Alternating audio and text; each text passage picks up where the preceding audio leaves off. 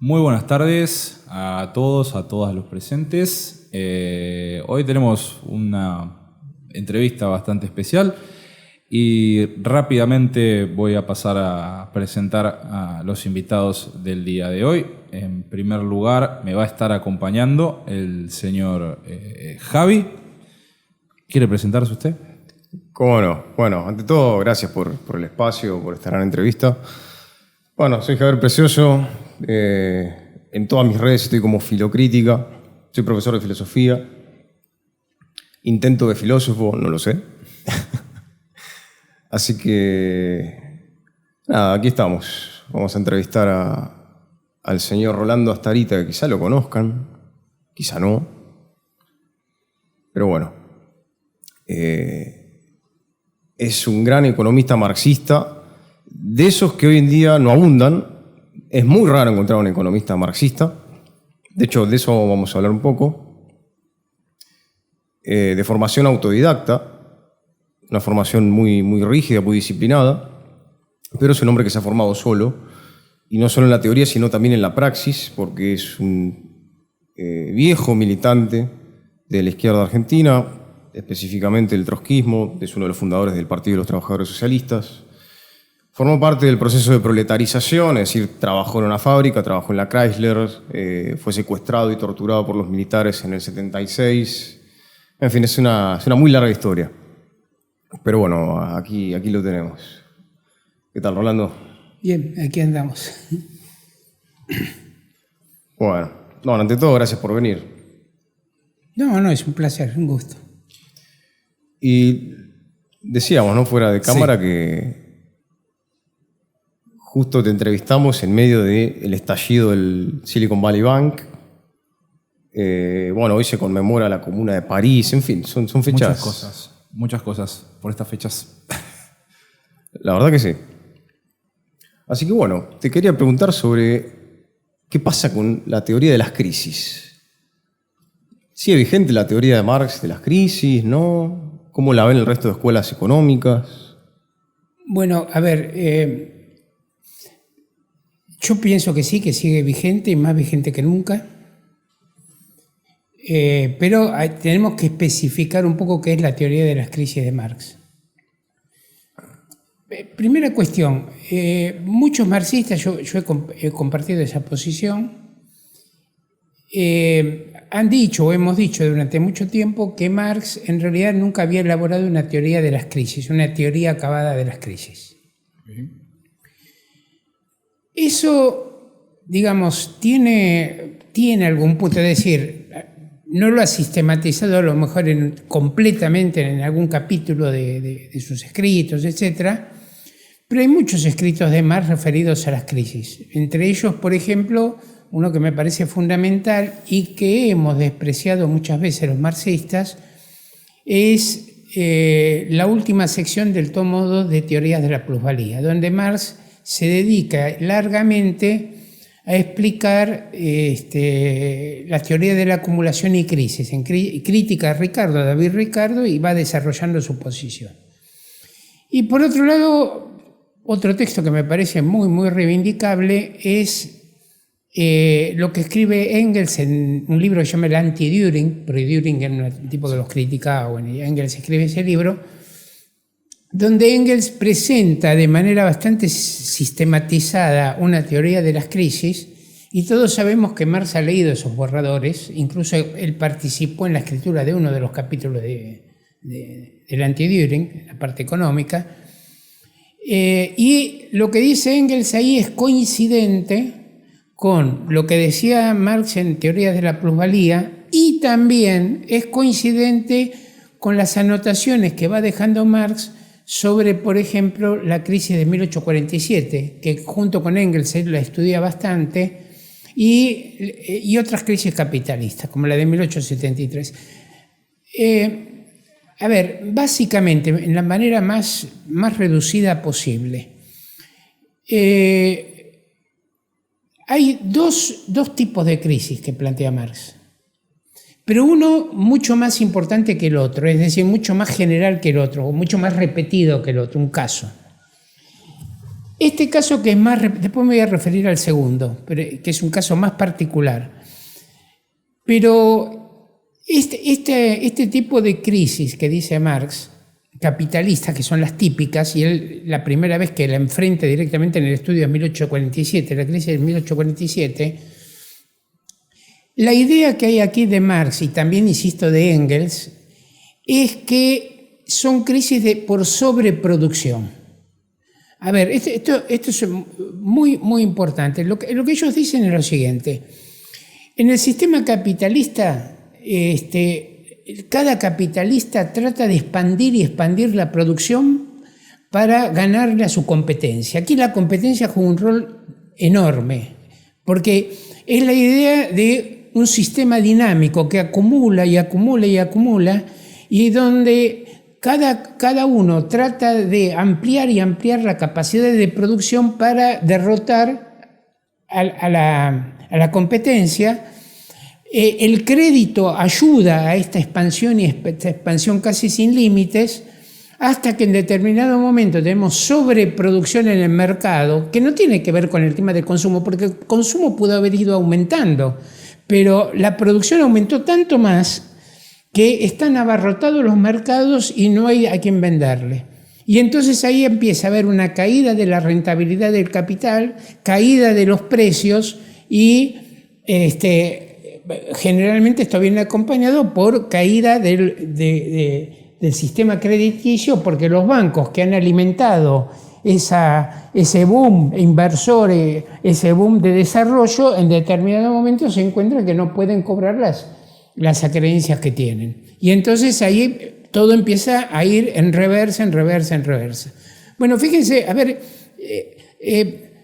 para ponerle el primer caso, digamos, que es muy típico de esto, es la crisis de 1847, muy interesante, la crisis inglesa de 1847. Yo escribí en mi blog una nota referida a esa crisis y al análisis de Marx. Creo que hay una referencia en un texto que Marx escribe en 1847, que en alemán se titula Lohnarbeit und Kapital, es decir, trabajo asalariado de capital, y es algo que después se les pone en 1848 a los obreros. Sí, pero hay una especie de teoría primigenia de la crisis ahí. Sí, ese texto es un poco posterior. A ver, Engels ya venía diciendo desde su primer escrito económico, que antes que Marx estudiara economía, que las crisis eran de sobreproducción. Pero lo que yo me estoy refiriendo son a textos que publican Marx y Engels en 1847 sobre la crisis del 47, y luego Marx vuelve en el Capital en varios pasajes a la crisis de 1847. Pero, a ver, una cosa que me parece interesante para que se vea hasta qué punto la competencia lleva a la sobreproducción.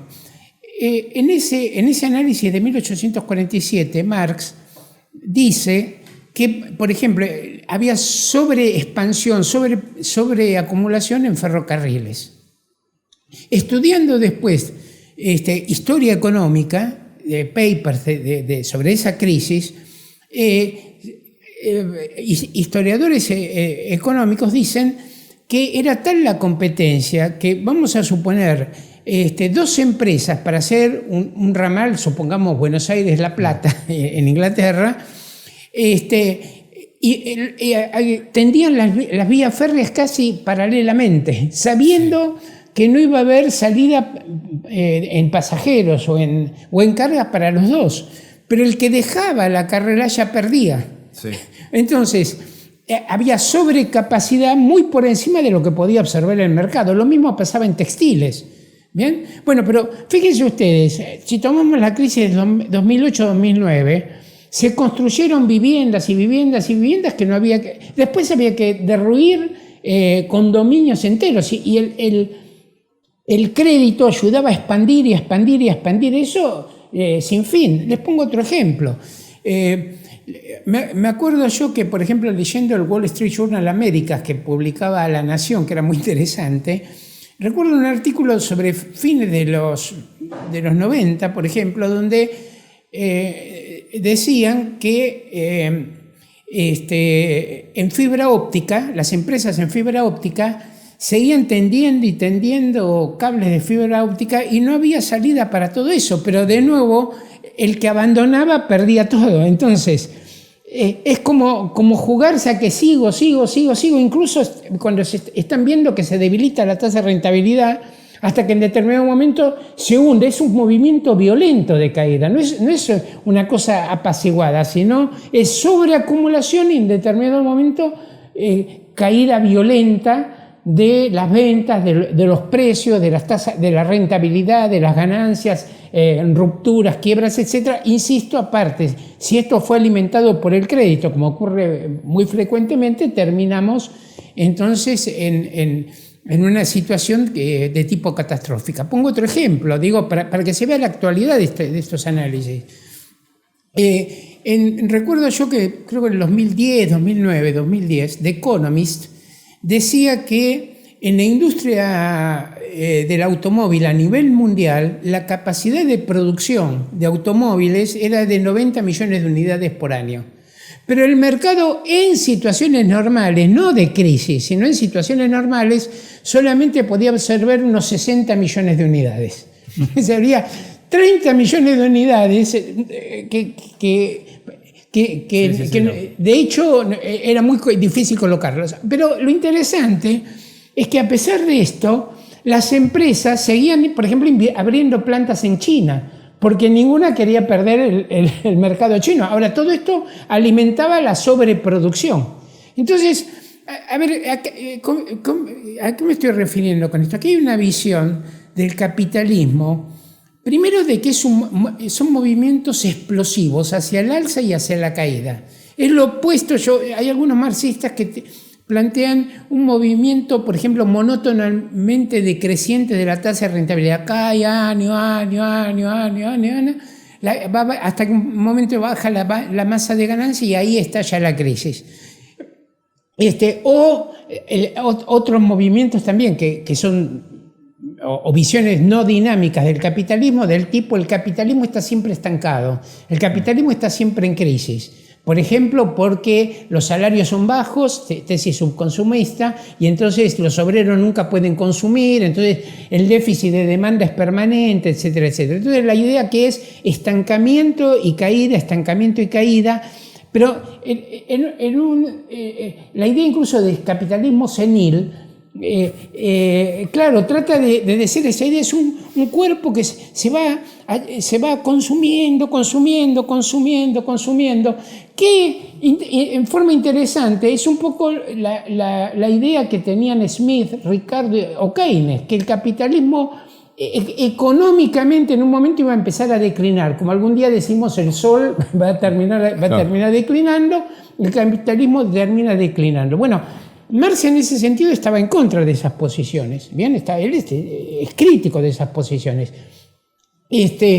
Pero lo interesante es que hay una diferencia de perspectiva grande. Yo en esto estoy bastante crítico de casi todos los análisis, el enfoque de muchos marxistas de la crisis. ¿Por qué?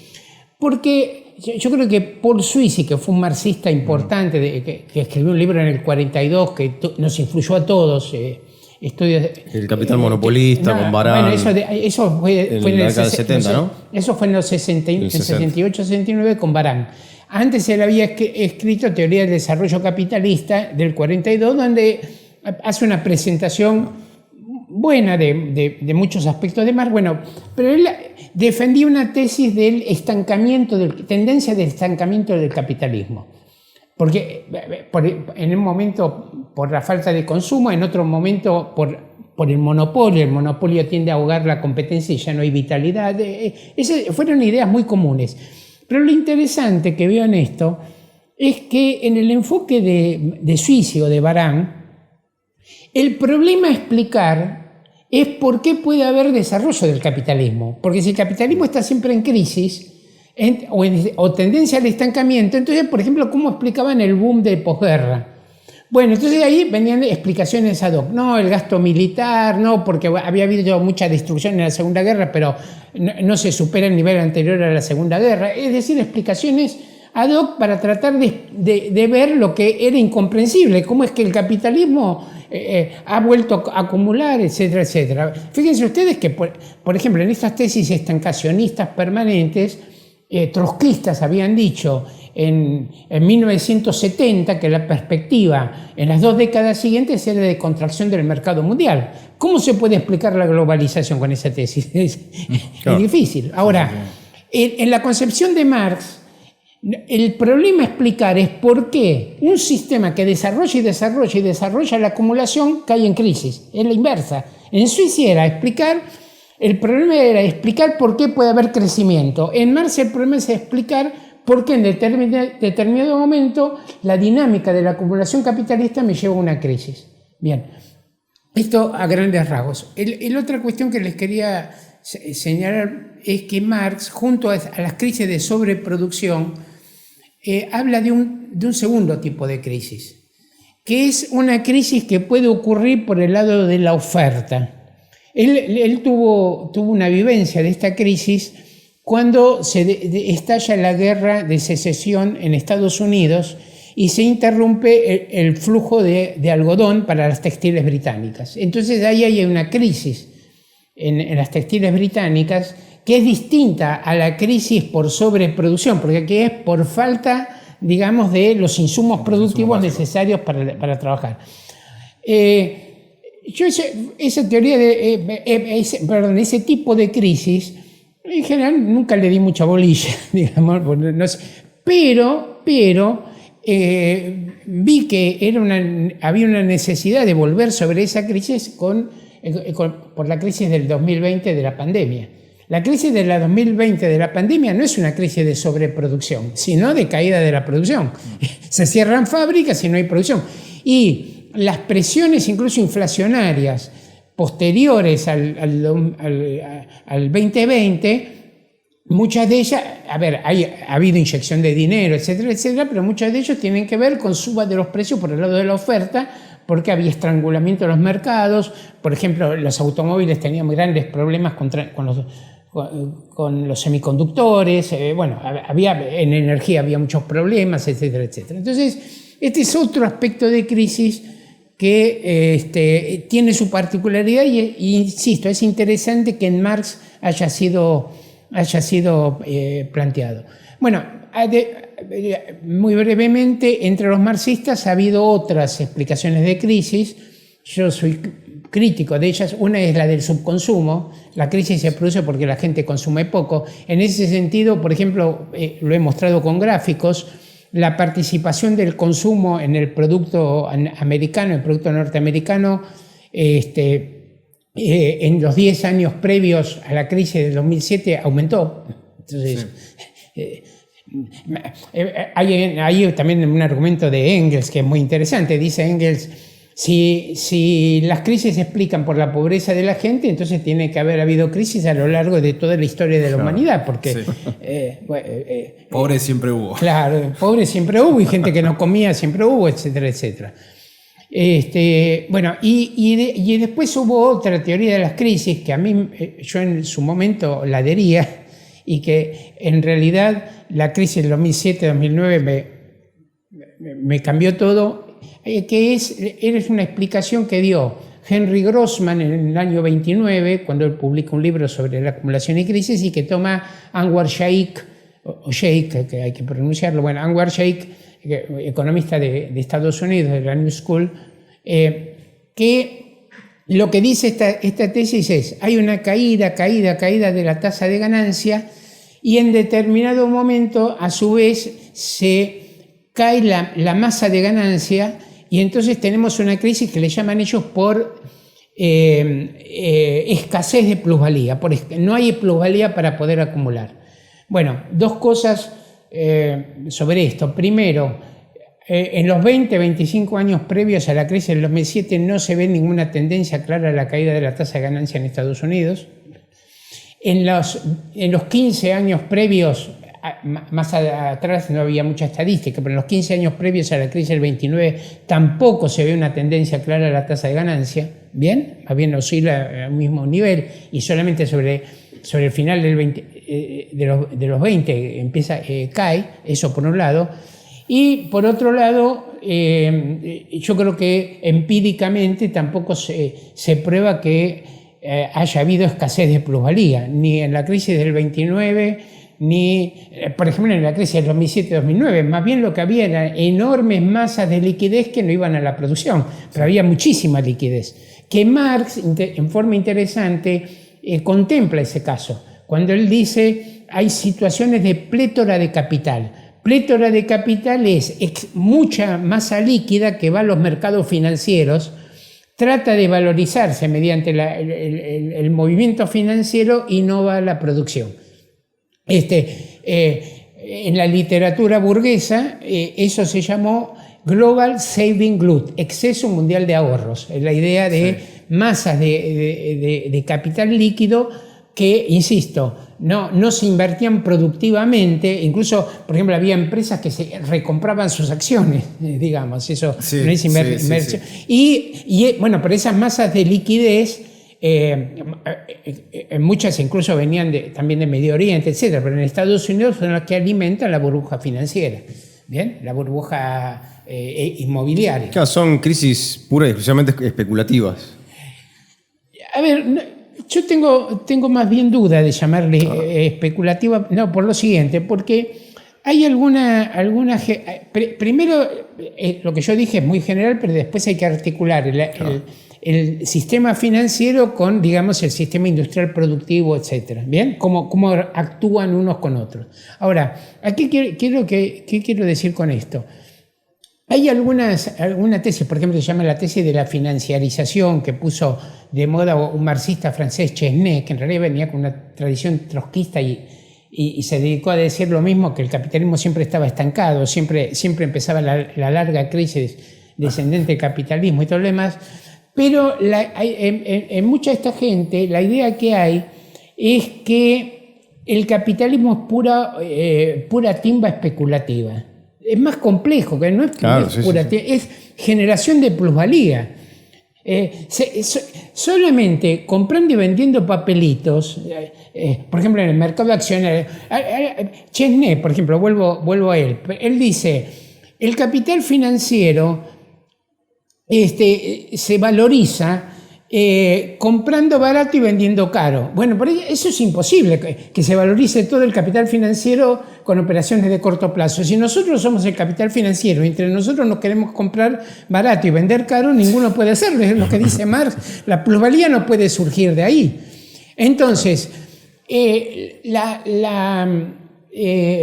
burbuja financiera inmobiliaria que arranca a fin de los 2000 y estalla en el 2006, ya está estallando, pero no fue solamente compra de papelitos. Hubo inmensas inversiones de capital, se construyeron viviendas, hubo enorme inversión de fuerza de trabajo. Fíjense ustedes que en pocos años la participación en el Producto Bruto de Estados Unidos de la construcción subió un 50%, casi un 50%. Lo cual aparte, es muy importante esto, que las crisis en general se desatan en los sectores que han hecho punta en el boom anterior. Es decir, son los sectores que... el crecimiento del capitalismo es desigual. Crecen algunas ramas violentamente y otras van a la rastra y otras a lo mejor languidecen incluso, ¿no? ¿Bien? Bueno, entonces ese crecimiento completamente desigual hace que en las ramas en expansión, que hay fuerte competencia, porque aparte hay ganancias extraordinarias, los que están entrando, ¿bien? En su momento están realizando ganancias extraordinarias y amplían entonces la productividad y amplían la inversión, etc. Son esas ramas las que en determinado momento llegan al nivel de sobreacumulación, sobreproducción y llevan al hundimiento. Fíjense ustedes, yo les decía, la crisis del 1847 es liderada por textiles y ferrocarril. La de 1873 por ferrocarril y construcción inmobiliaria en algunos lugares de Europa del centro. Hacia fin del siglo XIX tenés crisis que arrancan o que estallan, muchas de ellas en la industria eléctrica, cobre, etcétera, que está en pleno desarrollo. En los 2000 las tecnológicas, es decir, son los sectores, y telecomunicaciones, ¿no? Son los sectores que van liderando y que en determinado momento entran en violenta crisis. En mi blog tengo también un trabajo sobre la crisis del 30, ¿bien? Que se demuestra que es de sobreacumulación, de sobreproducción. Por ejemplo, había claramente sobreproducción por ejemplo, en la industria de radio, que fue un boom de la época, de los años 20. En automóviles, en motores eléctricos, en muchas ramas se estaba viendo sobreproducción y hay un momento que eso entonces se empieza a caer. A ver, y aquí ¿cómo juega el elemento financiero? Entre los marxistas yo encuentro de nuevo tres posiciones, ¿no? En esto. Algunos que dicen lo financiero no tiene ninguna importancia, aquí hay que ir a la producción y explicarlo por la producción. Los otros que dicen, no, la crisis es puramente financiera. Sí. Y otros que decimos, siendo la producción eje central, lo financiero, lo crediticio, lo potencia la sobreacumulación, potencia la sobreexpansión y por un proceso que se llama también apalancamiento. El apalancamiento es básicamente, yo compro títulos, por ejemplo, en la bolsa o en los mercados, oye, títulos inmobiliarios, ¿bien? Entrego esos títulos como garantía para sacar créditos que me permitan comprar nuevos títulos, para entregarlos de garantía. Bien, ese apalancamiento que en la medida que suben los precios de los títulos, cada vez voy encontrando más recursos para seguir invirtiendo. Fíjense ustedes, por ejemplo, aquel que compraba una casa, construía una casa, su segunda vivienda, etcétera, pensando que el valor de la vivienda iba a seguir subiendo, sacaba una hipoteca, ¿bien? Por determinado valor y se le licuaba la hipoteca por el valor de la casa. Ahora, eso es apalancamiento que impulsa entonces a más y más crecimiento, hasta que en determinado momento los precios empiezan a revertir, empiezan a caer, las ganancias empiezan a desaparecer, empieza a cundir el miedo de que un montón de títulos inmobiliarios emitidos contra esas propiedades no se puedan efectivizar y entonces todo viene en reversa amplificado. Es decir, el crédito amplificó la suba y amplifica el desastre posterior con la caída. Bueno, entonces yo creo que ahí hay que hacer análisis entonces más concretos. La última sobre esto. A ver, las teorías nos orientan, pero después hay que hacer el análisis concreto, porque no hay dos crisis iguales. Bien, en cada caso hay que analizar las especificidades. Bien, pongo un último ejemplo. La crisis asiática del 97 está precedida por una enorme sobreproducción en semiconductores, que fue alimentada también por el crédito. Entonces habían sido industrias de punta en países asiáticos y en determinado momento revierte para la caída. ¿Bien? Ok. Es muy interesante, ya que es muy usual escuchar esta perspectiva de como si todo el capitalismo en sí fuera una especie de timba, pero un poco siguiendo este dicho que hay siempre de cuando le preguntás a un economista o a 10 economistas sobre intentar dar explicación a un fenómeno, te van a dar 10 explicaciones distintas. En este caso, creo que siendo un poco reduccionista lo que estuviste diciendo sobre el tema del crédito, enfocado no a la producción, tal vez eso es lo que invitarías en esa situación a tal vez, o por lo menos evitar un poco este tipo de crisis tan recurrentes que ocurren dentro del capitalismo. ¿Por qué considerás vos que el marxismo en este caso, o la lectura del marxismo sobre este fenómeno, te parece como la más tal vez acertada, siendo que obviamente sos un autor marxista, ¿no? A mí me parece la teoría de Marx, ¿no? No las tesis del estancamiento crónico, eso no adhiero, sí, obvio. Por lo que he explicado, etcétera. Pero la teoría de Marx sí, porque es la que veo que más se encaja con los hechos. Okay. A ver, yo creo que en la ciencia hay dos polos, evidencia empírica y razonamiento lógico, que tienen que interpenetrarse unos con otros. Y en ese sentido tenemos que estar dispuestos a cambiar. A ver, yo lo he dicho muchas veces, yo he cambiado mi teoría de las crisis yo adhería mucho a la idea de Sheikh y de Grossman. ¿Qué pasa? Ya empezaba a acercarme a fines del 2006, 2005, pero empieza la crisis del 2007, 2009 y primero, como yo les decía, no se verificaba que la tasa de ganancia venía cayendo, al contrario, desde 1982-83 hasta el 2007 la tendencia de la tasa de ganancia fue más bien ascendente que descendente en Estados Unidos. Entonces, a ver, si uno llega con un esquema y la realidad te está diciendo esto no, entonces tienes que cambiar tu esquema, no decir que la realidad se adapte a mi esquema. Sí, claro. Este es un problema que hacen muchos marxistas, mucha gente que dice que no, como yo tengo que defender al proletariado, tengo que a capa y espada, pero escúchame, esto no cierra.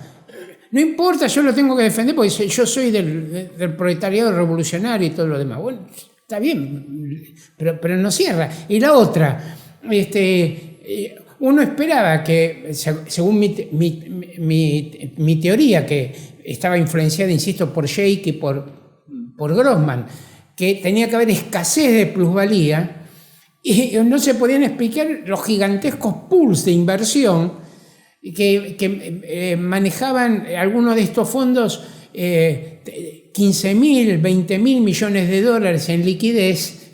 Entonces, ahí no había... todo el mundo estaba diciendo que lo que sobraba era la liquidez por todos lados. Entonces uno no puede decir que es por falta de plusvalía, que era la manera en que Grossman y Sheikh trataban de compaginar la tendencia de la caída de la tasa de ganancia que daban por hecha con las crisis capitalistas. Trataron de compaginarlo por ese lado, pero no cierra. Fíjense ustedes, hay que seguir estudiando qué está pasando con esto del Silicon Valley Bank. Pero, por ejemplo, uno de los problemas que hubo con el Silicon Valley Bank es que ellos tenían muchos clientes, grandes clientes, entre las que llaman startups, es decir, tecnológicas que se están iniciando, hoy le llaman emprendedores en tecnología, etc. Bien. Durante la pandemia muchas de estas tuvieron una gran expansión, porque lo que todos, entretenimiento, delivery, etcétera, una gran expansión. Ahí invirtieron mucho, ¿bien? Pero se financiaban muy fácilmente. Pasa eso y en el 21 ya se estanca. Bueno, y mantienen enormes depósitos líquidos como en el Silicon Valley Bank. El Silicon Valley Bank reunía en realidad el 50% de todas las startups en tecnología.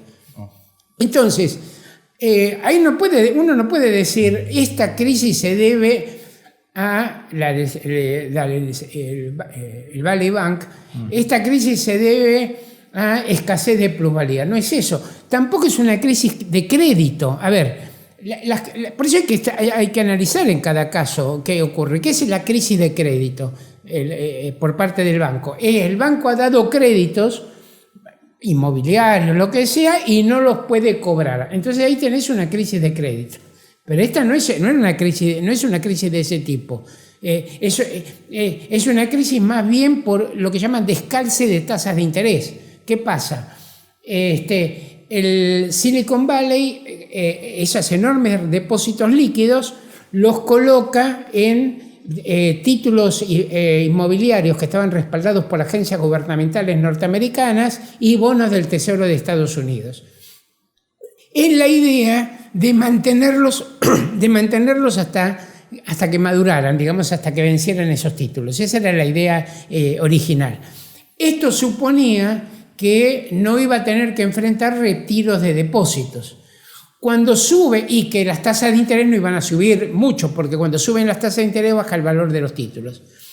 Cuando ocurre eso, incluso hay una entrevista con el Financial Times que es interesante, hecha antes del estallido de la crisis.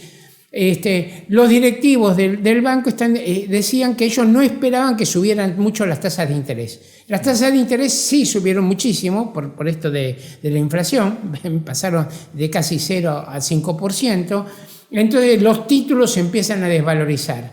Ahí empieza a haber temor de los depositantes y muchos empiezan a retirar. Y hay un descalce de tasas porque el Silicon Valley había comprado títulos de largo plazo con tasas de interés más bajas que las tasas de interés que tenía que pagar a los depositantes para que mantuvieran los depósitos, porque estaba habiendo suba de tasas por todos lados. Entonces no podían pagarlos. Exacto. Entonces, ¿qué pasa?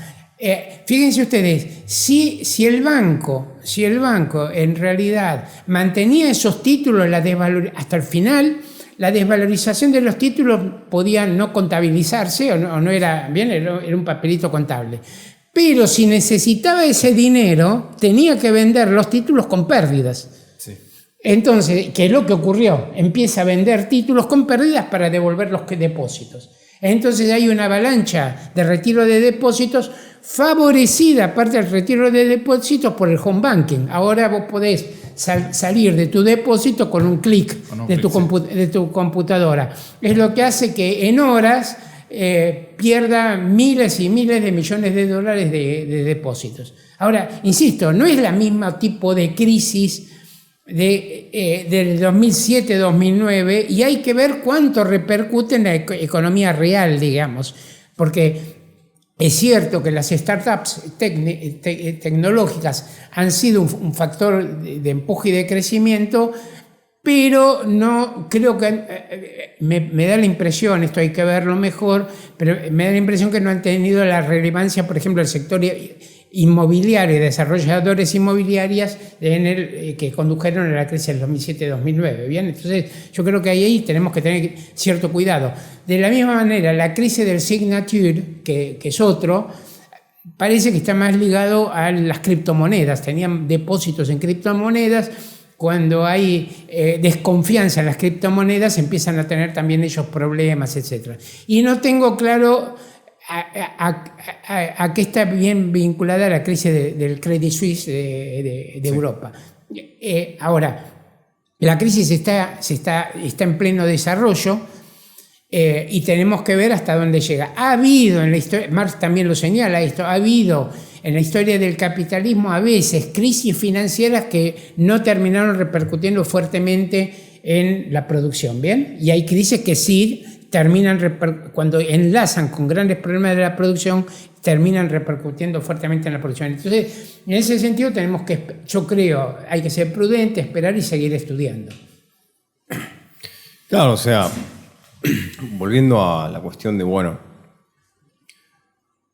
la teoría marxista en este caso es la que mejor se adecúa a los hechos. No hay actitud más antifilosófica y más anticientífica que querer hacer, o sea, falla la teoría y lo que modificamos son los hechos o tratamos de hacerlos encajar en la teoría a toda costa. ¿Vos cómo ves a todo esto las explicaciones de otras escuelas?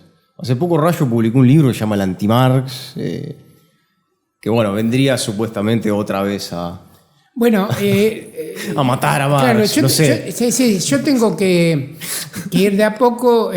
Voy a publicar ahora porque, Rayo le hace una crítica a un marxista por un problema teórico que se llama cómo influye la ley del valor en la generación de precios de producción, donde se iguala la tasa de ganancia entre las ramas, etc. Yo incluso voy a publicar, ya tengo casi terminado, un artículo sobre esto, criticando el trabajo de Rayo y esa crítica que él hace, etc.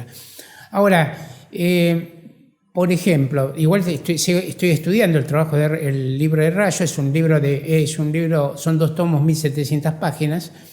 2 ladrillitos. Sí, vamos de a poco, pero por ejemplo, eso sí ya lo he señalado en algún comentario provisorio que he escrito en mi blog, que por ejemplo Rayo le asigna a Marx la idea de que el capitalismo va a colapsar por causas económicas, ¿bien? Por causas puramente económicas. Y Marx en eso es muy claro. Marx dice, por ejemplo, en el capítulo 15 del tercer tomo del Capital, dice, esa es una idea de Ricardo, de David Ricardo, no es mía. Ricardo pensaba que, en última instancia, por un problema de la fertilidad de la tierra, a medida que avanzara la acumulación, ¿bien?, el capitalismo iba a encontrar crecientes problemas. En teoría de las plusvalías, también otra parte, Marx dice, Smith piensa que el capitalismo va a caer por causas puramente económicas, esa no es mi posición. Es decir, entonces, aquí yo lo que veo es que deberían tener cierto cuidado cuando se ponen a estudiar otras escuelas con las cuales no están muy versados, con lo que se afirma, con lo que se está diciendo, ¿no? Hay algo que a mí me llama mucho la atención, que seguimos dando vueltas medio un poco en lo mismo. A ver, una de las razones por la cual yo llegué a vos, que fue hacer un video sobre uno de tus artículos que se llamaba La libertad de morirse de hambre, sobre una afirmación que hace Javier Milei en este debate con Juan Grabois. Y hay algo muy particular que por lo menos a mí me pasa cuando estás trabajando en internet, intentás hacer divulgación de este tipo de orientación, o por lo menos de escuelas o autores, de que hay como esta especie de lectura que de hecho, si yo entro a los comentarios de lo que son ese video, hay mucha gente que en primer orden, la mayoría de los comentarios son como, mirá, entré, no me importa lo que hayas dicho, voy a escupirte. Y otro que más o menos intentaban articular alguna especie de crítica a lo dicho, pero vuelvo a lo mismo. Siempre recaemos a veces en explicaciones, porque tampoco es que va a venir un economista a debatirte eso, porque la verdad el trabajo que hiciste ahí, más allá de que tampoco era una locura tener que explicar esas cosas, son afirmaciones sencillas, ¿no? Debatir cuestiones tan básicas como la voluntad humana, ¿no? Pero esta, por ahí, preponderancia o creencia de que estamos en puertas en Argentina, lo que es un año electoral, y tengamos el crecimiento de una figura, no voy a hacer ningún tipo de pronóstico de nada, tampoco, pero, por ejemplo, la figura de Javier Milei, y esta idea de que muchas personas lo ubican por encima de otros candidatos, teóricamente por sus conocimientos de economía, aunque como economista sus aportes hayan sido prácticamente nulos, digámoslo de esta forma, ¿no? Por lo menos aportes teóricos. Sí, no es nada original e incluso ha sido acusado de plagio más de una vez. Sí, a ver, ¿cómo, o tal vez, y algo lo quiero relacionar con algo que leí, que engancha también esto con el libro de Rayo. Leí un tuit hace esta semana o la semana anterior de un muchacho, creo que era español, que había empezado a leer el anti-Marx. Increíblemente, lo que él decía es algo así como, habiendo leído las primeras 200 páginas del libro de Rayo, yo todavía no lo leí, supongo que vos ya estás estudiándolo, te sabrás con más detalle a lo que se refiere, que es un chico español que claramente no era marxista ni tenía ningún tipo de afinidad con el marxismo. Él lo que decía, leyendo lo que dice Rayo sobre Marx, la verdad que Marx me parece un autor mucho más profundo y hace muchas afirmaciones que son muy acertadas, hasta diría brillantes, que claramente la caricatura no le hace justicia al verdadero autor. Y teníamos un comentario de los chicos del fundido abajo que le decía, cuando leas a Marx vas a flipar o algo así. Pero digamos, ¿cómo tal vez o cuál te parece la forma más acertada de tener que combatir este tipo de discursos que ni siquiera muchas veces se termina atacando al propio Marx o a los autores marxistas, y terminás atacando esta especie de muñeco de paja que se arma alrededor de la figura? Es una falacia, hombre de paja, sí.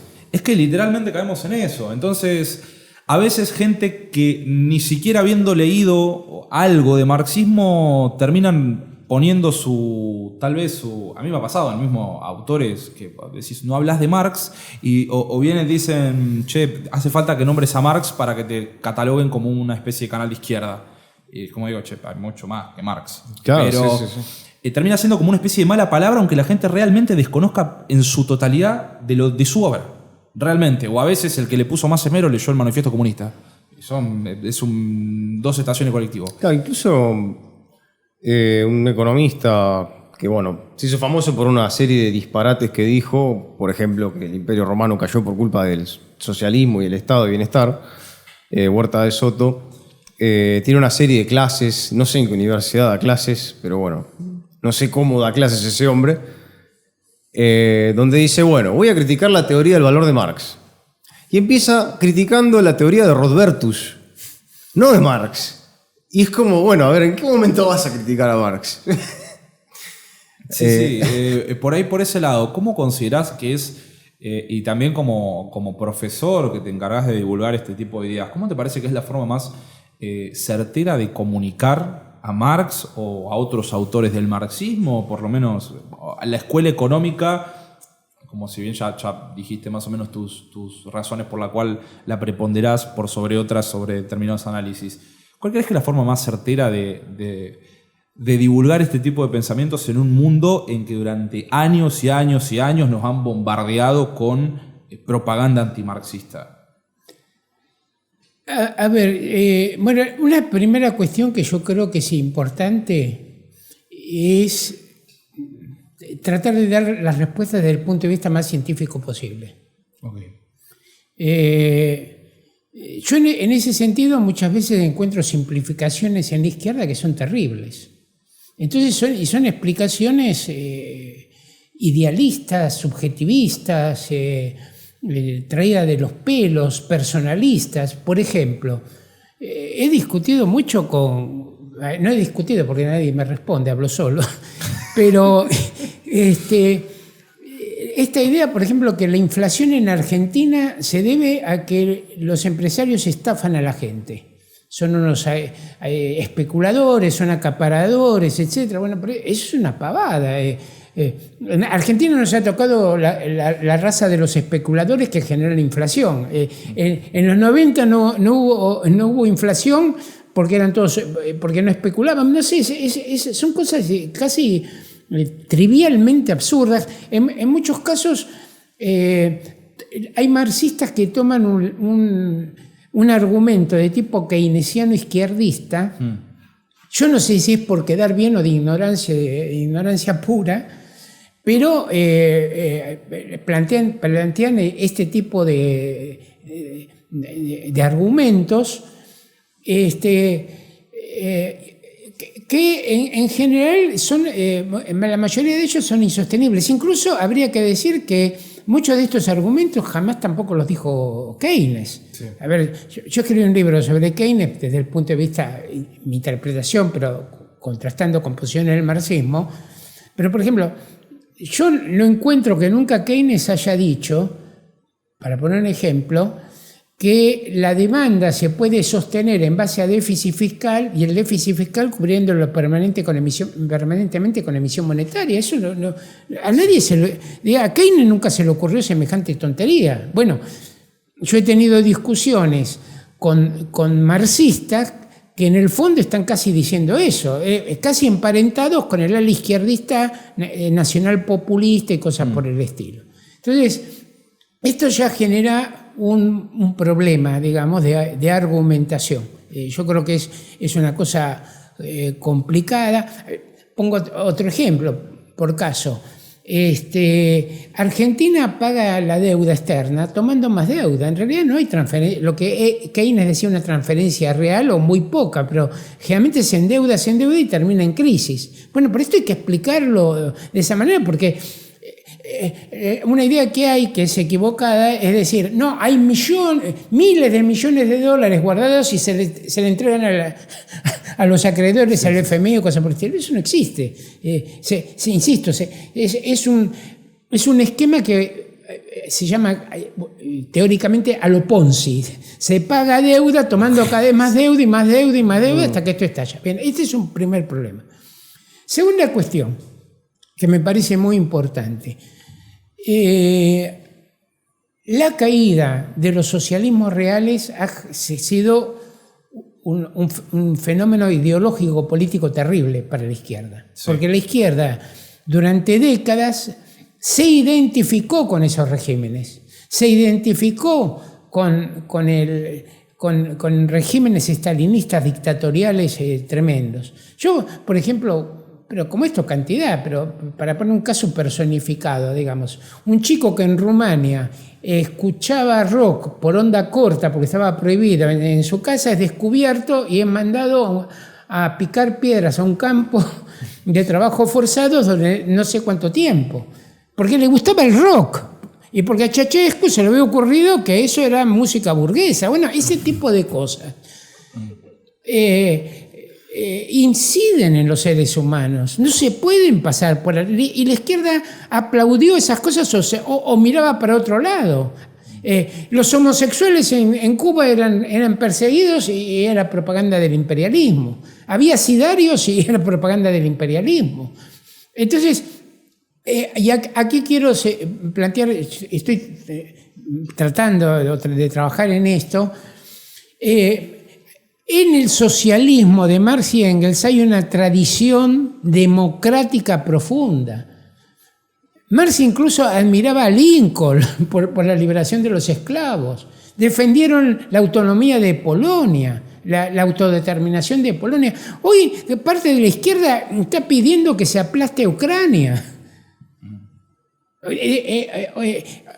O explícitamente o de hecho, pero no hay que defender la autodeterminación de Ucrania. Entonces, esta es una cosa. Por ejemplo, voy publicando de a poco, pero voy a publicarlo, por ejemplo, un comentario muy largo, comentario sobre el texto de Marx, La cuestión judía, porque es muy interesante en la defensa de lo que es las libertades, etcétera, y oponerse a estas corrientes, digamos, de derecha, que agitando la libertad están defendiendo o han defendido regímenes fascistas, dictaduras terribles, nazis, etcétera, ¿no? Sobre esto, incluso, bueno, he escrito en mi blog y todo lo demás. Sí, de hecho, por ahí, en el contexto argentino también un poco pasa eso, con la excusa de la libertad.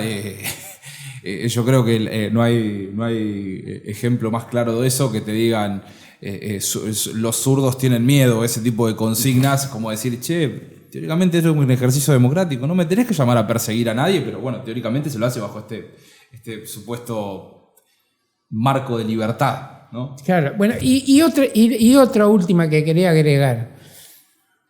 La izquierda ha cedido banderas que eran del marxismo.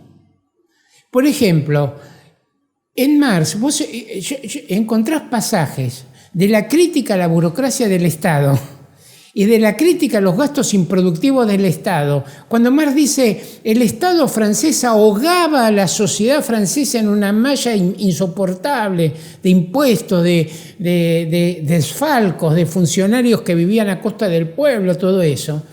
Es una crítica tremenda.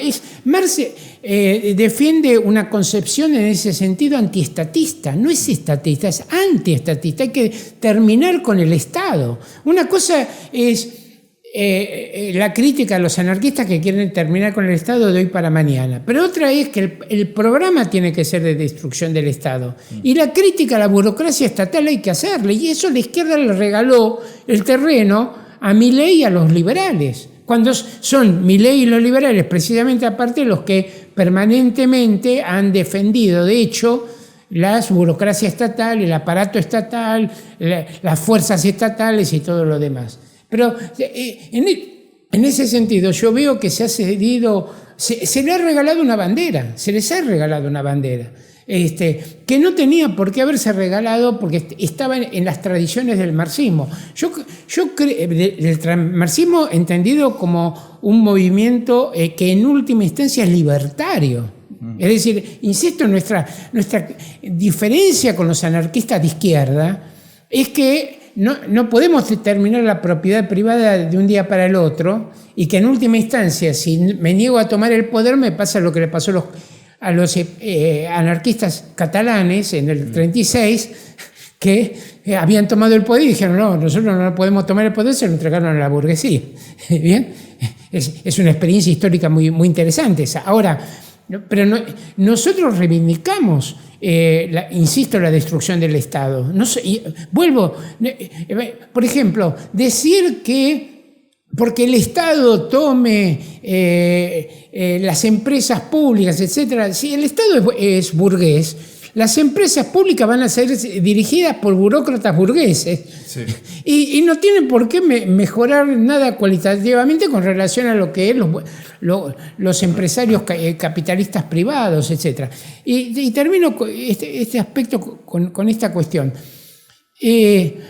Una idea que ha generado mucho daño en el marxismo, y yo creo que entre los primeros que la aplicaron muy fuertemente fue Lenin y también Trotsky, es la idea de que el socialismo se construye desde arriba. Okay. Que hay una vanguardia que sabe cuál es tu interés histórico. Okay. Yo en este respecto lo tengo pendiente, lo tengo escrito, pero voy publicando de a poco. Sí. Pero tengo una crítica, una respuesta crítica a hacer a este liberal que es Berling, Isaiah Berling, que él plantea, porque él plantea el concepto de libertad positiva de Marx, que es la libertad donde yo entiendo mi situación y me asumo, para decirlo de otra manera, si no se tiene esta idea de libertad positiva, uno puede decir que una mujer que está dominada por prejuicios religiosos, ideológicos, etc., y se cree inferior al marido por mandato divino, es libre. Lo que dice el marxismo es esa mujer está alienada. La libertad pasa por liberarse, para esa mujer, pasa por liberarse de esa atadura que incluso es interna. ¿Bien? Claro, la concepción marxista de la libertad es más de libertad negativa. O positiva. Positiva. La libertad negativa es la de Berling, es la de Milton Friedman. El supuesto límite al poder del Estado, del gobierno. Soy libre en la medida que no esté legalmente prohibido. ¿Se aclara? A ver, digamos, un chico es libre de ir al colegio en la medida que la ley le permite, o es libre de ir a la universidad en la medida que la ley le permite ir a la universidad. Claro. Ahora, si el chico está muerto de hambre en una villa y cosas por el estilo, formalmente sigue siendo libre. En ese sentido, el propio Isaiah Berling dice, bueno, eso no tiene sentido, la ley de libertad. Pero estos te hablan de que eso es libertad. Ahora, ¿cuál es el argumento de este Isaiah Berling y de esto contra el concepto de libertad positiva que tiene Marx y que viene de Hegel en realidad, etc.? El argumento de Berling es que ese concepto de libertad positiva lleva a que alguien se ponga por encima del pueblo y de las masas y dice, yo sé cuál es tu verdadera libertad, yo sé cuáles son tus verdaderos intereses. Bien, en el concepto de Marx, de la cuestión judía y de otros textos, no es esa la idea es, la crítica es liberadora, yo no le impongo a nadie la manera en que tiene que ser libre, pero sí desarrollo la crítica de lo que yo considero que no son situaciones de libertad. No sé si se entiende. Yo desarrollo la crítica a la alienación del capitalismo. Yo desarrollo la crítica para liberar las potencialidades humanas, para que la verdadera libertad sea desarrollo de potencialidades, que es la idea de Marx. Ahora, esto exige una concepción de construcción del socialismo que tiene que ver con esa famosa frase de la Internacional en la época de Marx. La liberación de los trabajadores va a ser obra de los obreros mismos, de los trabajadores mismos. No viene de una vanguardia, no viene de alguien que diga Kronstadt estaba equivocado y los tenemos que fusilar a todos. Y ahí empiezan los desastres, porque incluso Trotsky, que después va a recibir ese argumento de parte de Stalin. Dice, yo tengo que salvar el argumento que se usó con Kronstadt en el 21, cuando el poder soviético aplasta la rebelión de los marineros, que en realidad ellos lo que pedían los marineros y los obreros de Kronstadt era que se aplicara el programa bolchevique del 17, que era elecciones libres en los soviets. Eso es lo que pedían. Ellos decían, dejen que los partidos que están en los soviets se puedan presentar. Bueno, se los aplastó. Ahora, ahí empieza el argumento, empieza a fortalecerse el argumento. Yo sé cuáles son tus intereses históricos. Y como yo sé cuáles son tus intereses históricos, te los hago tragar, así sea a fuerza de fusilamiento, porque yo te tengo que salvar. Porque no te das cuenta dónde están tus verdaderos intereses, etcétera, etcétera. Pues, fíjense ustedes que, por eso digo, son dos concepciones. Una es la concepción de el socialismo se construye desde los trabajadores, desde los propios trabajadores y en el que participemos todos, etc. La otra es, el socialismo se construye desde arriba. Por ejemplo, ustedes saben que en la Unión Soviética, entre el 29 y los principios de los 30, se colectiviza de manera forzada y a punta de fusil. Sí. Es un desastre en cantidad de muertos, etcétera, etcétera. Bueno, lo interesante para lo que estamos viendo ahora es que el manual de la historia del Partido Comunista de la Unión Soviética presentaba eso como una revolución socialista desde arriba. Sí. Como si fuera positivo, una revolución socialista desde arriba. Es una contradicción en los términos decir que hay revoluciones socialistas desde arriba, porque una revolución socialista que socialice realmente tiene que socializar el poder y entonces la marcha tiene que ser colectiva hacia dónde vamos. Como estos problemas, volviendo a tu pregunta, están metidos en la ideología y en nuestra historia, entonces esto da pie a que el discurso antimarxista penetre en muchos sectores. Y el marxismo, los marxistas en ese sentido, en gran medida claudican frente a esto. Fíjense ustedes, muchos marxistas siguen considerando progresista al régimen, por ejemplo, de Maduro, que desarticuló social y políticamente a la clase obrera con 6 millones de emigrados. Con hambre extendido por todos lados, con gente revolviendo tachos de basuras ¿qué estructuración de la clase obrera puede haber ahí para que haya respuesta política? Si incluso se ha destructurado socialmente la clase obrera. Ahora, si un régimen lleva a la destrucción o a la disociación social de la fuerza productiva principal, que es la clase obrera, ¿cómo puedo considerarla progresista a ese régimen? Considerarlo progresista desde el punto de vista del marxismo es una cosa completamente contradictoria. Ahora, van a una polémica y entonces o repiten clichés o no pueden responder. Fíjense ustedes, esto se lleva después a extremos. Por ejemplo, cuando las Naciones Unidas publican, Bachelet, la comisión, desde una denuncia del avasallamiento de los derechos humanos en Venezuela, entonces aparecen sectores de la izquierda diciendo que es una maniobra del imperialismo para desacreditarlo. Eso se ha escrito en diarios trotskistas. Esto era una maniobra del imperialismo, una cosa por el estilo. Ahora, con ese argumento uno tendría que haber dicho, por ejemplo, que cuando los organismos de derechos humanos y las madres fueron a visitar a la comisión de la OEA, que vino en 1979-80, no recuerdo, a pedir por la aparición de los desaparecidos y cosas por el estilo, se les tenía que haber acusado de son funcionales al imperialismo. ¿Pero a quién se le ocurre una cosa por el estilo? Pero sí se aplica, digamos, tranquilamente a Venezuela. Total, no estoy en Venezuela y que se joda la clase obrera venezolana. Sí. Entonces, estas cuestiones tienen que empezar a entrar en una agenda de discusión. No se pueden eludir más. Yo creo, no hay forma de rearmar políticamente al marxismo frente a esta ofensiva de la derecha que se está expandiendo por muchos lados. Y por último, creo que hay que acabar con eso de siempre estamos ganando. La clase obrera siempre...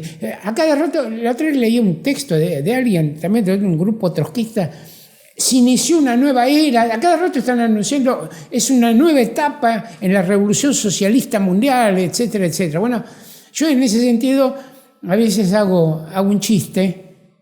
Yo empecé a militar en el Colegio Nacional de Buenos Aires a raíz del golpe de Onganía. Y bueno, y estuve un año y poco en la Juventud Comunista. Bueno, pero ya desde aquella época lo primero que me dijeron era dos cosas. Una, estamos ganando, y la otra, el capitalismo está en crisis. Bueno, las consignas ya vienen hace rato. Sí. Bueno, yo creo que hay que parar con los clichés, hay que estudiar seriamente y hay que asumir estas cuestiones del pasado y de la construcción socialista que han ocurrido. Me fascinó esa respuesta, realmente. Bueno, ¿tenés alguna pregunta más que quieras hacer? Así ya vamos. ¿Vamos cerrando? Tenemos un par más, pero para más o menos tenés. Venía pensando a lo largo de todo tu desarrollo, bueno, primero los problemas que tiene la teoría de la vanguardia de Lenin, que ha recibido críticas desde diversos sectores de la derecha hace unos cuantos años ya. De hecho, yo recuerdo algunas críticas de sectores peronistas contra la teoría de la vanguardia. De hecho, ellos hablaban de la vanguardia ilustrada y demás. Pero sí, creo que es un problema que sigue acosando de alguna manera a la izquierda. Porque cuando se trata el problema de la disolución de la Unión Soviética, distintas facciones buscan determinados responsables. Para algunos, la degeneración empezó con el estalinismo, para otros no. La degeneración empezó con Khrushchev y, bueno, a partir de el 20 Congreso del Partido Comunista de la Unión Soviética. Y es como que eso nos lleva al problema que vos señalabas, ¿no? De la identificación entre determinados ideales o determinadas corrientes o lecturas de Marx con regímenes que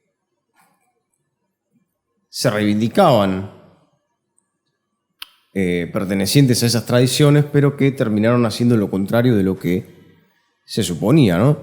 Sí, a ver, permíteme hacer una precisión sobre el tema de vanguardia. Sí.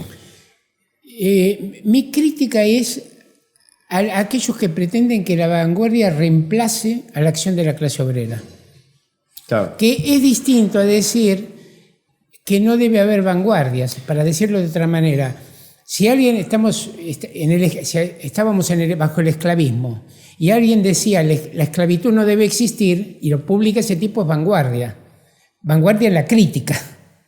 ¿Se sigue? Sí. Es decir, si vos organizás un grupo de gente que quiere propagandizar y estudiar y propagandizar ideas y difundir una visión distinta o proponer una acción distinta, ese grupo se puede constituir como una vanguardia.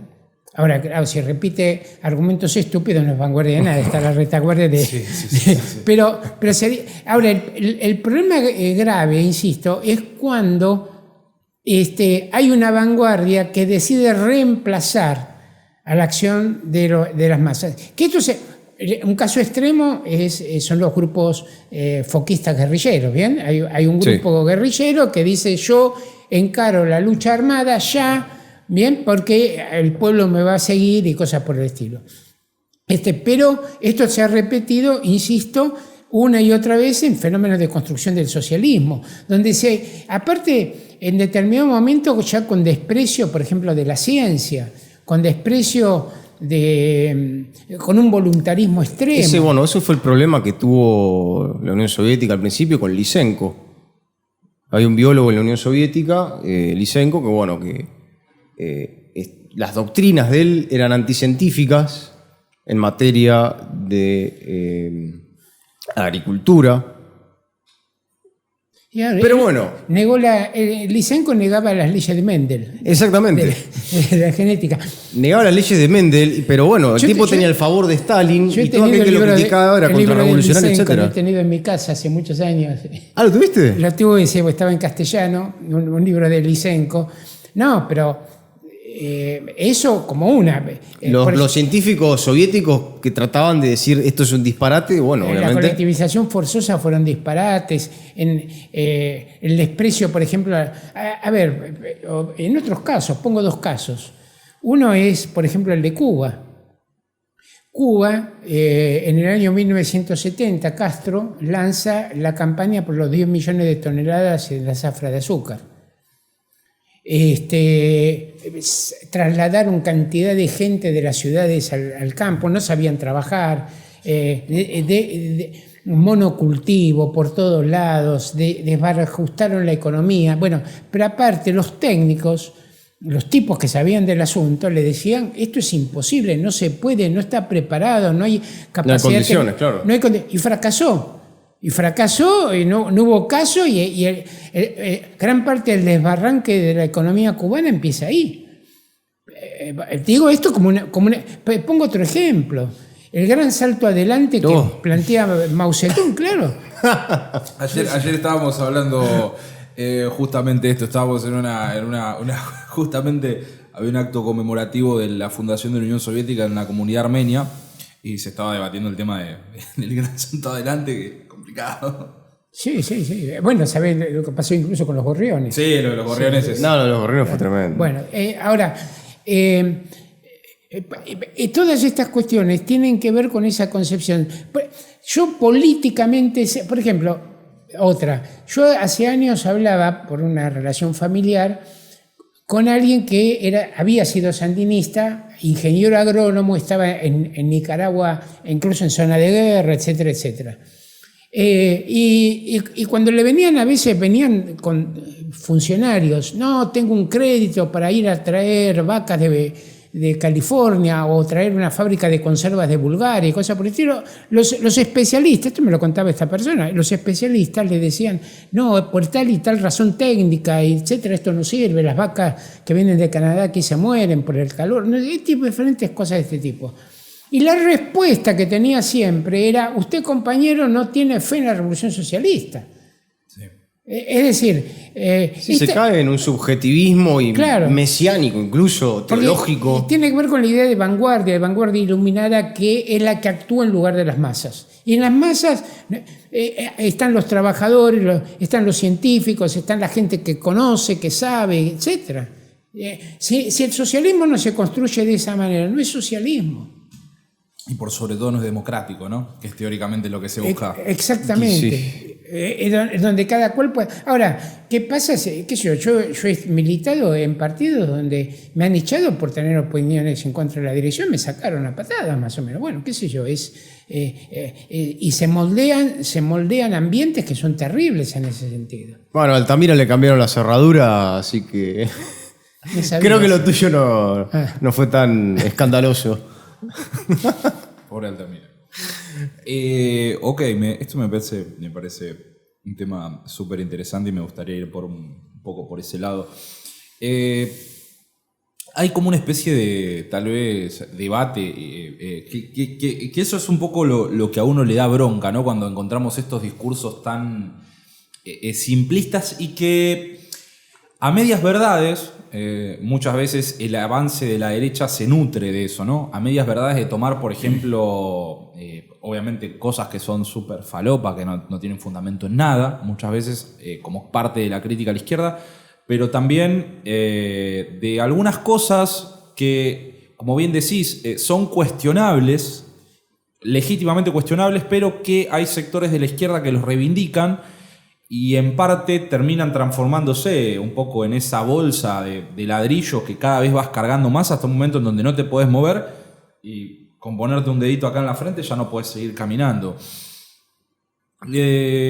Y a veces pasa también de encontrarnos con esta especie de vanguardia. A mí me pasa mucho también de gente que por ahí te sale a cruzar y te dicen no, porque vos estás diciendo esto o esto es contrarrevolución. A mí me pasó, por ejemplo, con el concepto de estoy un poco traumado con esto, con el concepto de lumpenproletariado en Marx, que yo, mi tesis, entre comillas, encontraba una definición de lumpen en la obra de Marx, en Engels, que para mí no tenía una correlación directa en lo que, de la forma en cómo lo había interpretado la Unión Soviética, que para mí se había transformado en un término que era para perseguir anarquistas y llamar a los anarquistas lumpenes. Y yo decía básicamente, mirá, si los anarquistas, por lo menos para mí, una de las nociones fundamentales del lumpen era que no tiene conciencia de clase, y por esa razón puede ser articulado para las líneas de los ejércitos burgueses. Entonces, mi postura en esa situación era: yo jamás puedo llamar a un anarquista que está a favor de la libertad sindical como un lumpen, porque claramente si se reconoce a sí mismo como trabajador y que puede organizarse con otros trabajadores, no puedo llamarlo nunca un lumpen y ponerlo a la altura de, por ejemplo, no sé, un criminal. Entonces, yo hacía ese planteamiento y vinieron un montón de gente a cruzarme y decirme, mirá, loco, no, porque justamente esta postura muy de la izquierda vanguardista, de decir, mirá, no. Yo tal vez por reconocer dentro de lo que era el anarquismo, decir, mirá, acá tenés algo que se corresponde más a la noción de Marx que la propia de Engels, pero tal vez en favor de la revolución no querer reconocer que estaba yendo claramente en contra de una fuerza de izquierda, que por ahí podés tener tus diferencias, pero por lo menos en ese sentido estábamos tirando al mismo lado, que supuestamente era la Unión Sindical, o la Libre Unión Sindical de los Trabajadores, armando esa organización o buscando la emancipación obrera desde abajo hacia arriba y no desde arriba hacia abajo, ¿no? Sí, a ver, una cosa que... Puedes cagarme a pedo. No, a ver, una cosa que yo nunca no escribí, pero a veces estuve tentado de publicarla, es primero un cuestionamiento a lo que Marx consideraba como lumpen. A mí no me convence eso. Por ejemplo, Marx, ahora te digo de memoria, pero me recuerdo que dice, por ejemplo, lumpen en los desollinadores. Sí. Lumpen, los afiladores iban por París para afilar los cuchillos y las tijeras. Lumpen, bueno, ese tipo de cosas. Vendedores ambulantes y cosas por el estilo. Los saltimbanquis, por ejemplo, de los circos. Y el tipo laburaba. Sí. Entonces, porque no se puede decir viven a costa del trabajo de otro. Esa gente estaba toda laburando, eran laburantes como hoy son tanta gente que... Sí, precarizados. Precarizados y que están en el sistema. Pero que nadie puede decir que es lumpen. Andar afilando cuchillos es un trabajo muy fuerte. Sí. Bueno, esto por un lado. Y yo creo que realmente a quien estaba bien aplicado es a los ladrones, a los barra bravas que viven de negocios sucios. Ese sería el lumpen. A veces me gustó el término lumpenburguesía, porque por ejemplo para mí Vudú era el epítome de la lumpenburguesía, siempre lo ha sido. No sé por qué, pero tipo me caja en la lumpenburguesía. Lo que les quiero decir es que un obrero anarquista no es un lumpen, eso es una barbaridad en mi opinión. Es un laburante que tiene una idea distinta a la que tiene un marxista. Y en algunos puntos podemos coincidir y en otros vamos a discrepar. Pero no se puede llamar a todo el mundo lumpen. Sí, termina siendo un poco esa idea de...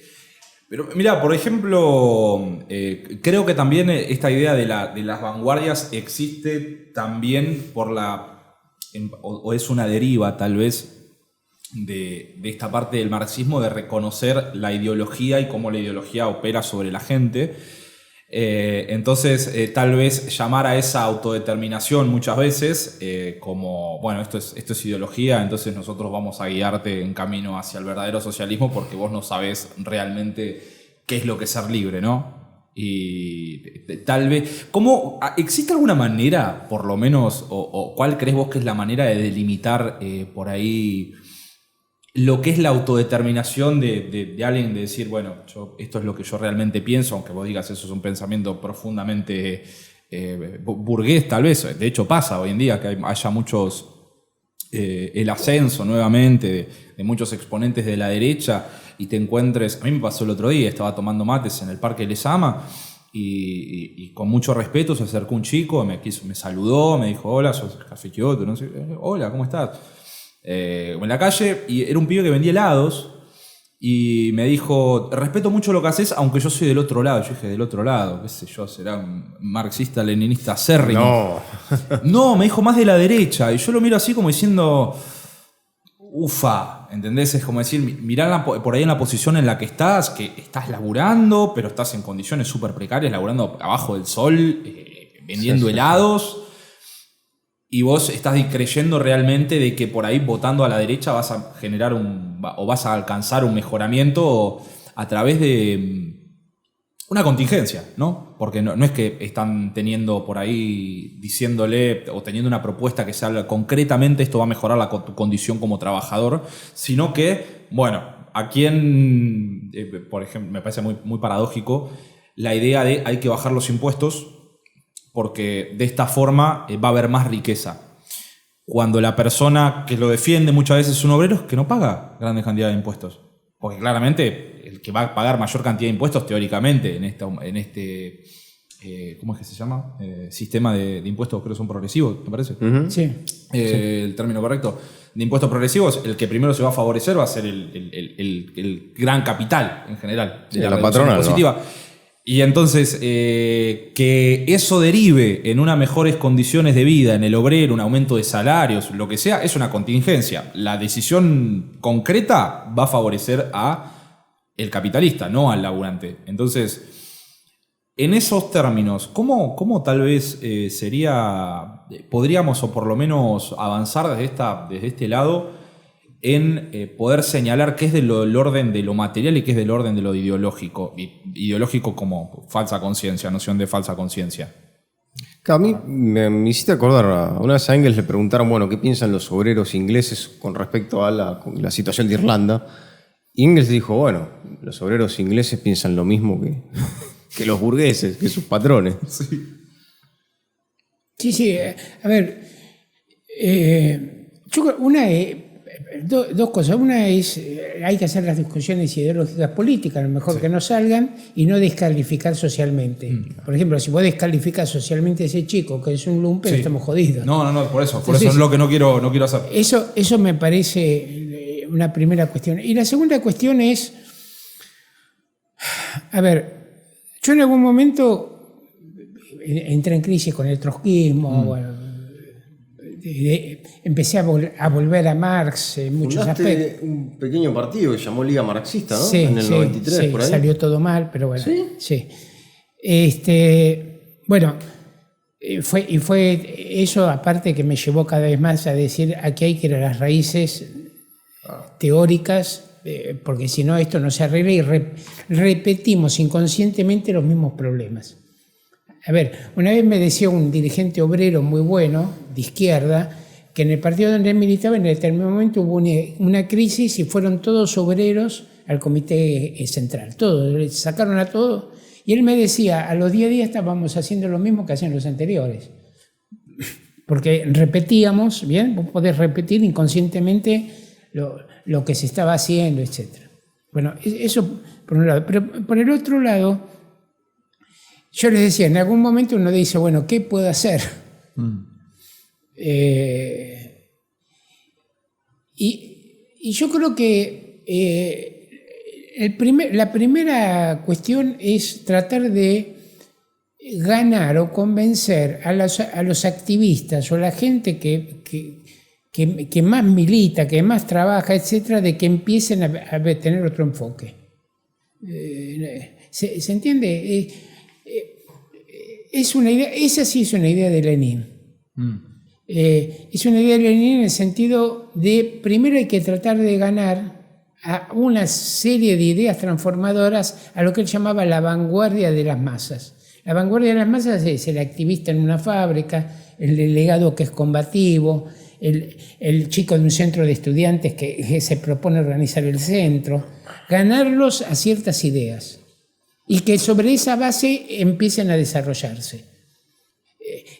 A ver, hay una idea en muchos grupos de izquierda que es, yo lanzo una consigna a las masas, a millones, y si le pego, cambia la situación en Argentina. Eso así no ocurre. Eso así no ocurre. Tendría que ser una táctica política y en una etapa como esta, sobre todo, de explicar, no de gritarle a la gente consignas, y menos de decir yo te traigo la solución. Hay una famosa cita de Marx, antes de que escribiera el Manifiesto Comunista, donde él le dice: nosotros no bajamos desde el Olimpo, una cosa así, a decirle a la gente: cesa tus luchas, yo de aquí te traigo la verdad, sino que explicamos a la gente de por qué lucha, y el resto de las conclusiones la va a sacar la propia gente. Es una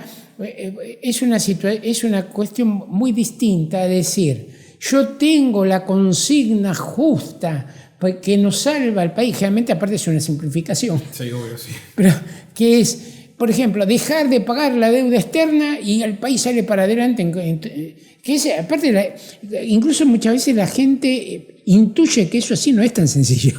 Sí, a simple vista, sí. Claro, entonces, se habla del desconocimiento soberano, claro, a ver, del pago de la deuda externa, y se apela a, por ejemplo, una asamblea constituyente, etc. Bueno, a la asamblea, por ejemplo, pedir hoy asamblea constituyente, van a ganar el peronismo y el radicalismo. Sí, es lo que yo he pensado. No sé. Ahora, a mí me parece, esta cuestión me parece que hay que discutirla. Por ejemplo, hay una idea de qué es agitación, que agitación es gritar una o dos consignas, machacar, una cosa machacona.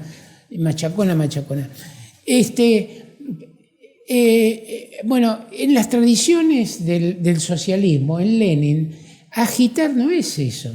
Agitar es explicar de manera sencilla una o dos ideas a las masas. Eso es explicar. Por eso, si se lograra una o dos ideas, pero explicarlas, no de decir yo te propongo esta consigna, seguime. Eso no sirve, no evoluciona políticamente nada así. En ese respecto, el socialismo creció haciendo lo opuesto a eso. Había el anti-Düren, lo hemos mencionado en la charla. El anti-Düren está dedicado a que los socialistas entendieran las diferencias hasta filosóficas que tenían con la burguesía, en economía, en moral, bueno, esos escritos, incluso podían ser medio mecánicos, pero de un Kautsky, incluso de un Plejánov, de Rosa Luxemburgo, etc., iban educando a franjas de obreros, socialistas, etc., haciéndoles entender los problemas que enfrentamos en cuanto a sociedad capitalista. Y insisto en esto, sin ponernos en el pedestal, yo te reemplazo, yo te doy la receta. No es un problema de receta, es un problema más profundo. Y para eso, insisto, hay que revisar lo que se hizo también en el pasado. No se puede seguir, o lo que se sigue haciendo hoy, incluso a veces hay hasta una falta de empatía con los sufrimientos de las masas. Nosotros, los marxistas, no podemos defender como proyecto político que el socialismo se va a construir sobre montañas de cadáveres. Pero eso es una barbaridad. Había Mao Zedong, o los maoístas en un momento tenían la idea de que era progresiva una guerra nuclear. Pero yo eso lo he escuchado. Cuando estaba en el colegio secundario y cosas por el estilo, pero les digo... J. Posadas. Claro, bueno... lo de Posadas y los extraterrestres y los delfines. Sí, yo he conocido gente señores, que plantaban lechuga porque era antirradiactiva, no sé, una cosa por el estilo. Cosa de la Guerra Fría. Claro, pero a lo que yo voy es que hay posiciones que son un verdadero desprestigio. Por ejemplo, no se puede defender la masacre que hizo el régimen de Al-Assad con el pueblo sirio que se estaba levantando contra la dictadura. Después se habrán metido grupos de la derecha, de estos religiosos y todo lo demás, pero originariamente el levantamiento contra Al-Assad fue parte del movimiento democrático que había en todo el Medio Oriente. Se les aplastó en forma sangrienta, brutal, y se lo justificaba. El castrismo justificaba eso, porque era supuestamente antiimperialista. Terminó Putin y los rusos masacrando a los sirios. Se están defendiendo cosas que uno dice, pero esto... con el que tomaron ciertas distancias con Ortega, porque sí dijeron esto ya es demasiado. Sí. Ortega están reconociendo que sigue, pero Maduro o Putin, etc. Y en general hay un silencio en esas cosas. ¿Por qué? Porque el argumento es el de siempre. Ojo con hacerle el juego al imperialismo. Ahora, con ese argumento de ojo con hacerle el juego al imperialismo, por ejemplo, se ocultaban lo que eran los juicios de Moscú del 37, el 38. Claro. Se ocultaba, porque no hacerle el juego al imperialismo y se decía, bueno, por lo menos se tolera que los tanques rusos entren en Polonia, en Checoslovaquia, en Berlín o cosas por el estilo. Siempre era el mismo argumento, siempre sigue siendo el mismo argumento, porque hoy vuelvo con el tema de Ucrania, es el mismo argumento. Como está el imperialismo, con otro disparate, por ejemplo, que ya estalló una tercera guerra mundial. Si estallara la tercera guerra mundial, tendría que haber movilización masiva de todos los ejércitos. Bueno, una cosa que no tiene sentido. Ahora, claro, de nuevo, fíjense, ahí está el tema del dogmatismo. Sí. Como Lenin dijo que las guerras mundiales se iban a repetir, hace 80 años que no hay una nueva guerra mundial, pero Lenin tiene razón y tiene que haber una guerra mundial. Claro, te referís a que va a haber crisis, guerras y revoluciones. Claro, Lenin, a ver, en el razonamiento de Lenin... Esa sería la etapa imperialista del capital. Claro, pero tiene una lógica. Lenin dice, el capitalismo en el centro ya ha madurado y no puede seguir creciendo. Está dominado por los monopolios y la falta de consumo de las masas no le permiten, etc. La única manera que tiene el capitalismo de sobrevivir es extendiéndose al resto del mundo, a través de las colonias. Como el mundo ya está repartido y no hay otra manera de sobrevivir que con las colonias, va a haber nuevas guerras entre los imperios capitalistas para repartirse de nuevo las colonias. Yo lo he criticado mucho. Yo creo que, en mi opinión, incluso el imperialismo fase superior del capitalismo está entre lo peor que ha escrito Lenin. Ese texto ha hecho un daño enorme. Fíjense, por ejemplo, en ese texto, yo lo he citado esto en una de mis notas del blog. Casi siempre que se habla, prácticamente siempre que se habla de explotación, es de explotación de un país por otro. No explotación de clase, sino de un país que explota a otro. Y Lenin ahí dice que en los países adelantados los obreros ganan buenos salarios porque los países adelantados explotan a las colonias, lo cual no tiene ningún sentido. Los obreros de la Ford, que se habían multiplicado por 10 la productividad, ganaban el doble, pasaron a ganar el doble, $5 por día contra $2.50 que se ganaba en promedio, porque había generado una enorme plusvalía. Era explotación típica de plusvalía relativa explicada por Marx en El Capital, que está en las leyes del capitalismo. Bueno, Lenin se lo pasa por alto, pasa a ser todo un planteo nacionalista. Ahora, ahí aparece entonces la idea de que la clase obrera de los países adelantados participa de la explotación de los países atrasados. Y si eso es cierto, se acabó el internacionalismo proletario y el proyecto socialista. Claro, eso tiene un correlato también en los países colonizados, ¿no? Donde, la burguesía de esos países pareciera que, como son países colonizados, son revolucionarios. Claro, bueno, y aparte de eso, hoy casi no quedan colonias. El dominio colonial ha desaparecido. Ahí tiene razón Lenin, que decía, no es lo mismo un país colonial que un país dependiente. Decía, Argentina no es una colonia. Es dependiente. Es un país dependiente, etcétera, etcétera. Pero, a ver, vuelvo a esto. Fíjense ustedes cómo estas concepciones, en este caso profundamente nacionalistas, afectan a la propaganda diaria. Yo hace años... me acuerdo que una dirigente trotskista que era parlamentaria, en la televisión explicaba que los obreros españoles ganaban bien porque España explotaba a la Argentina a través de Telefónica y Repsol y cosas por el estilo. Ahora, si eso es así, se acabó el proyecto socialista. No sé si nos...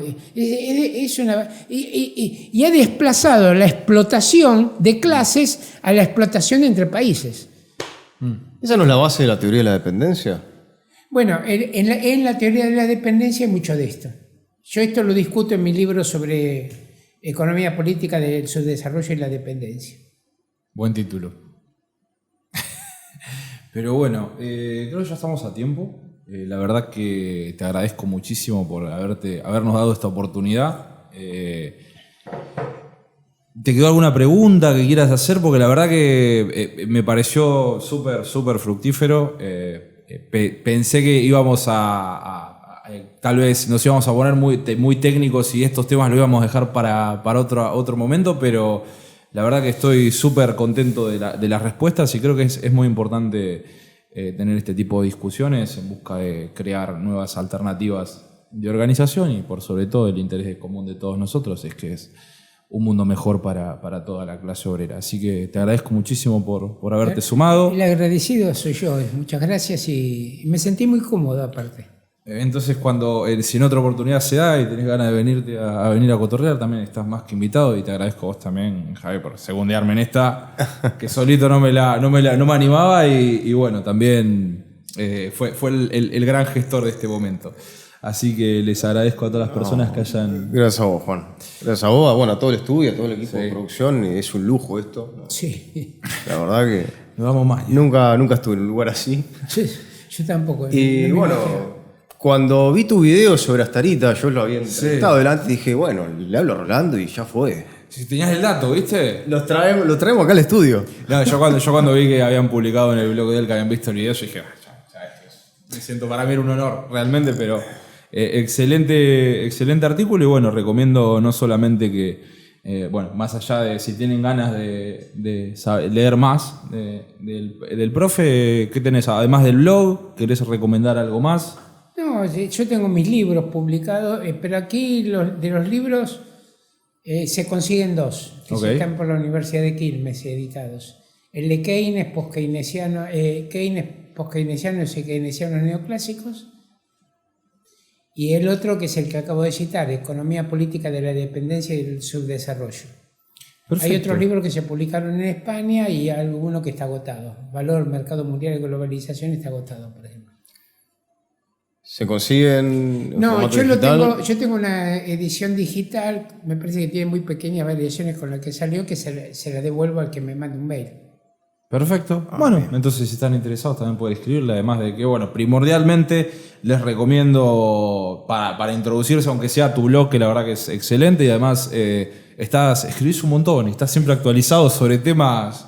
6 horas por día estudia y escribe el señor. Sí, estas son conversaciones que estábamos teniendo off the record, pero sí. Tu señora no se queja, no te dice nada. No, tenemos casi 40 años juntos. Ya está. Este señor ya él y su escritorio y sus hojas y sus libros ya son como una maña. Así que nada, gente, les agradezco por haber haber visto hasta este lugar, hasta este momento, y esperemos vernos en otra ocasión. Muchas gracias.